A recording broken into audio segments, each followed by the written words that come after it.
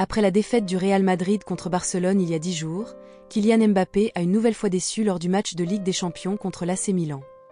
Aligné dans l'axe aux côtés de Vinicius, l'international français n'a pas réussi à se démarquer, malgré plusieurs tentatives repoussées par le gardien Mike Maignan.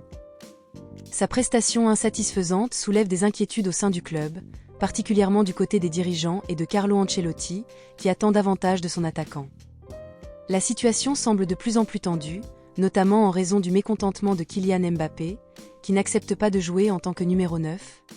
Un poste qui ne correspond pas à sa préférence pour l'ailier gauche. Pourtant, selon Bertrand Latour, il va devoir accepter cette réalité s'il veut continuer à jouer régulièrement. Dans une analyse franche, le consultant de Canal+ rappelle que, même lorsqu'il évoluait à gauche, Mbappé ne parvenait plus à faire la différence comme par le passé. Et ses efforts défensifs laissaient à désirer. Bertrand Latour a souligné que le rôle d'ailier gauche n'était plus viable pour Mbappé, et que s'il persiste dans ses critiques du poste de numéro 9, cela pourrait l'amener à se retrouver sur le banc.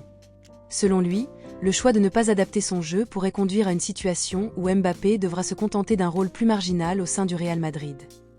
Bientôt, son meilleur poste au Real Madrid, ce sera à côté de Carlo Ancelotti, a-t-il lancé, exprimant clairement son exaspération face aux justifications de l'attaquant.